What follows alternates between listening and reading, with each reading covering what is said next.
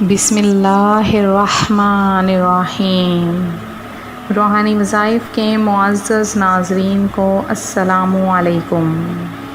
रूहानी वज़ाइफ लाया आपके लिए अल्लाह पाक के नामों की बरकतें और अल्लाह पाक के नामों की बहारों का एक ख़ास तरीन व अमल जो आपके घर में बरकतें ही बरकतें ला देगा।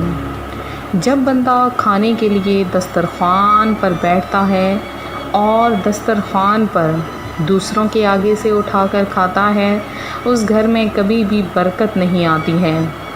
फिर जब भी खाना खाने के लिए बैठें तो हमेशा रकाबी में उतना ही खाना डालें जितना आपको ज़रूरत हो।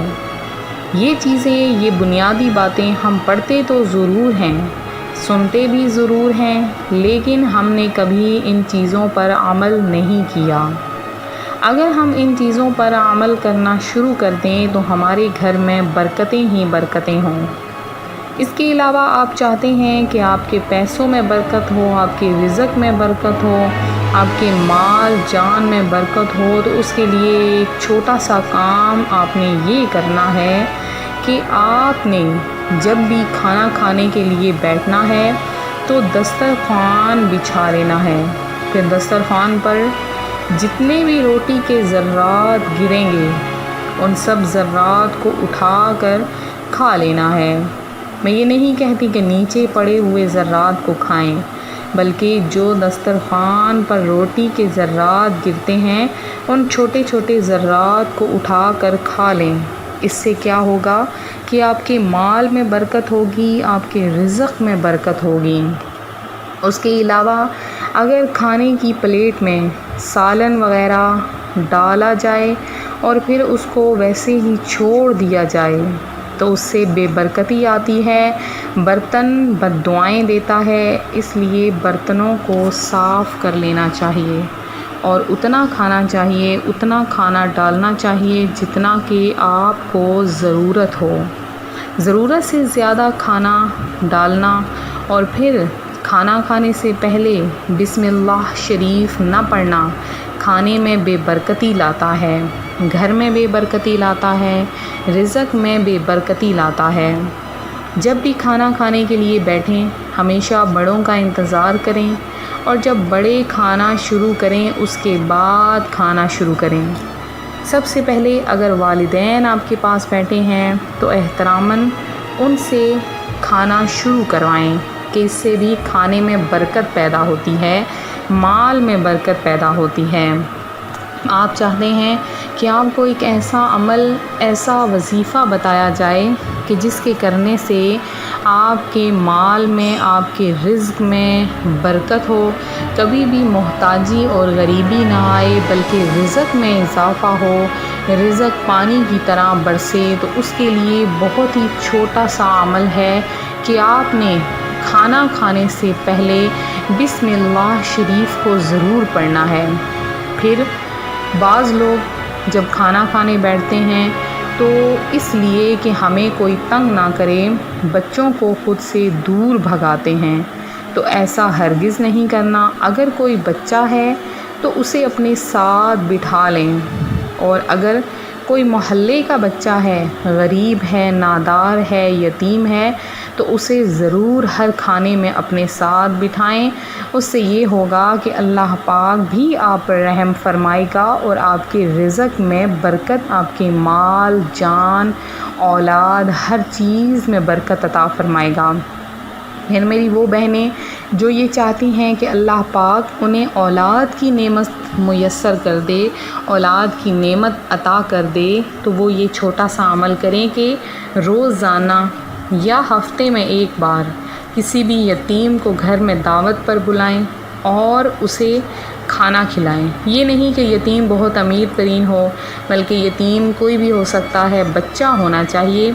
तो उस बच्चे को घर पर बुलाकर ज़रूर एक दफ़ा खाना खिलाएं और नियत ये करें कि या बारी ताला इस बच्चे की निस्बत से मुझे भी औलाद जैसी नेमत अता कर दे। तो इंशाअल्लाह अज़्ज़ा वजल आप देखेंगी कि अल्लाह पाक आपको औलाद की नेमत मुयस्सर कर देगा और आपका ये अल्लाह की राह में दिया हुआ काम आ जाएगा। تو آپ نے اللہ کا وہ برکتوں والا نام جاننا ہے کہ جس نام میں بہت زیادہ راز پوشیدہ ہیں، ہے بہت آسان سا نام، ہر کسی کی زبان پر جاری و ساری ہے۔